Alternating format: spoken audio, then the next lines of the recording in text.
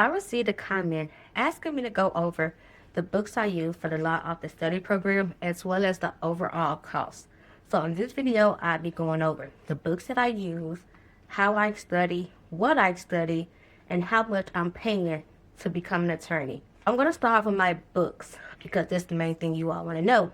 For my books, I'm going to go over each and every one of them as well as the price that I paid for them. Each of my case books was purchased on Amazon, so I'm going to name them and then I'm going to just pretty much tell you how much they cost. My criminal law case book was $184. My torts case book was $137.36.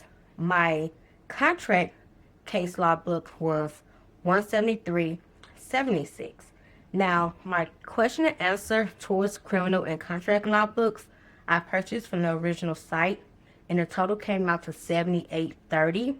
The examples and explanation criminal law book was $27.88, which I got from eBay. Examples and explanation torts was $22.70, which again I got from eBay. And the example and explanation contract was $81.51, which I got from Amazon. The total came out to $706.41. Now, the thing about these books is I don't use them. I purchased these books simply because prior to me starting the program, I wanted to be a little proactive. So I started searching YouTube. I was searching TikTok, pretty much seeing what books that L1 students use. And I just started going crazy with purchasing everything I saw. So that's how I ended up with most of all the books that I have.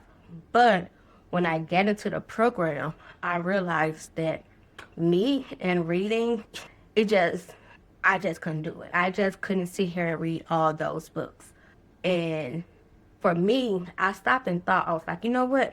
Everyone use Adaptibar to prepare for the actual bar. And most of them actually pass. So I was like, you know what? How about I just make Adaptibar my course study? And that's what I did. So I purchased Adaptibar. The price was $2.95. I ended up with a 10% discount. So that saves me a little bit of money. But the overall program was $2.95. Now, the thing about this is you don't get unlimited access to it. Whenever the baby bar that you're scheduled to take is how far out you can use it for. So for me, at that time, I was like, I purchased it for October and pretend that I'm taking the bar in June, which gave me to October to June to use the program. Now, I also use, I'm not sure if I'm pronouncing this right because I haven't heard anyone pronounce it. Even the guy, like, he doesn't even pronounce it. But it's Studicata. I'm going to have it right here. Now, at first, I found him on YouTube. He used to teach on YouTube, but now he went over to school, which is like this community-based website. You can sign up for free. He help you with bar prep, pretty much anything law school related. Now, he do have a subscription, which is like $29.99, that give you access to pretty much everything he has to offer. So I was able to pay for it, and that's where I got all my notes.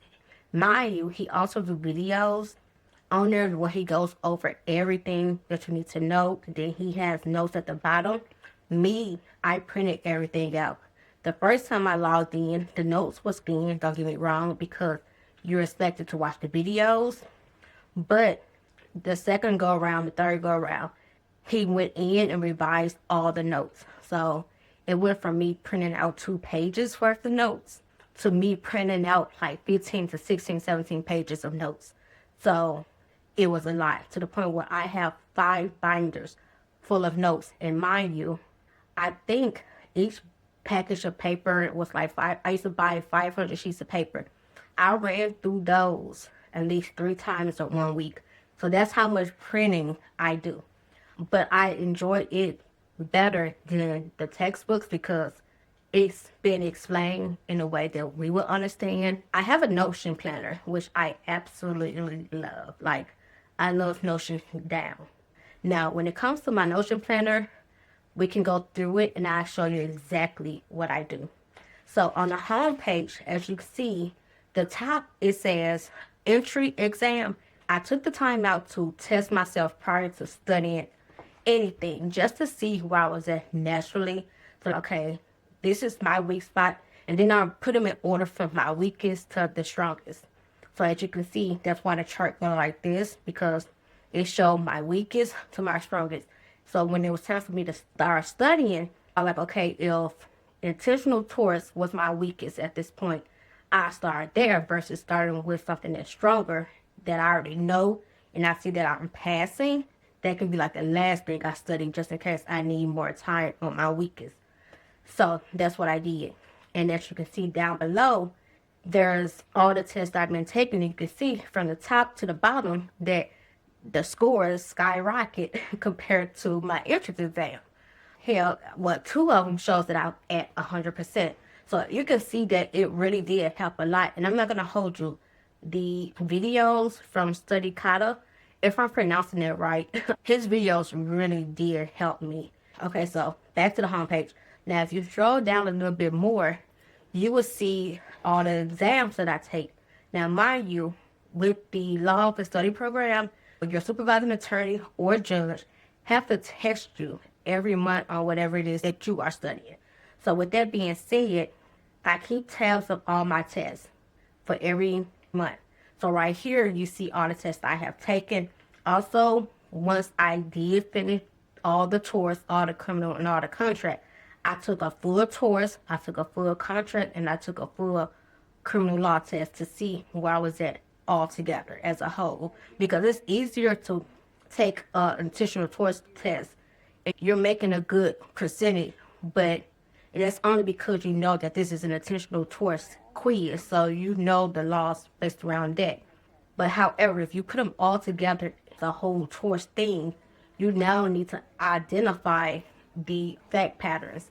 And it's not so easy because now you don't know if this is a intentional towards question, you don't know if it's a negligence question, you don't know what type of question it is because you have to actually read the questions and figure out what they're asking from you. We're going to click on courses, and as you can see, I have below average understanding and master. Now with me, I feel like anything under 75% was below average.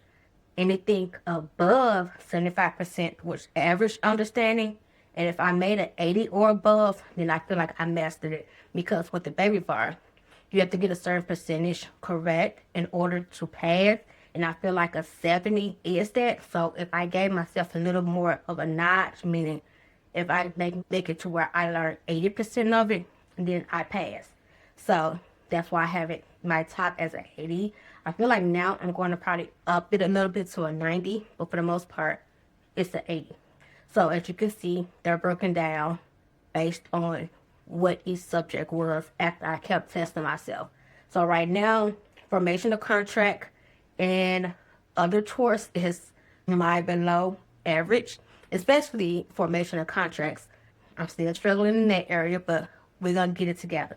So we're going to click on homicide so I can show you exactly how I study and how I help myself memorize, not even memorize, but get familiar with the facts of the questions. So on homicide page, you can see I have a list of all the questions that I got wrong. You have, for instance, felony murder, and it's number 682, right? And as you can see, we keep going down. These are the questions that I got wrong based off my initial test. This is not what I get wrong after I start studying. This was my entrance exam questions. All of these questions is what I get wrong initially. So what I did is, if you click on it, you'll see that I have the question, and then I have my answer, and I had the correct answer. Then you see that I have the explanation to why my answer was wrong. Then I have the explanation to why the answer was right. But then, if you scroll down a little bit more, you will see that I asked ChatGPT to explain my question as if I'm a third grader so that I can get a better understanding. Now, originally, I will go through my questions first, and then I put it in my Notion planner, and then I will watch the video on it and take notes and find exactly what part that I got wrong and really zoom in on that part so that I can get familiar with it. So the steps of what I do is I go through my questions, I put it in my Notion planner along with the explanation, the questions, the answers, and ChatGPT response. Then I go to the video on Studicata watch the video, read his notes, and then I make my own notes. I did make some flowcharts that help me also understand it. They're going to be here so you can see them, which helps me also because I'm not going to hold you. I'm a visual learner as well as I just got diagnosed with ADHD. So these type of things help me big time. So you can see why I don't use the books at all.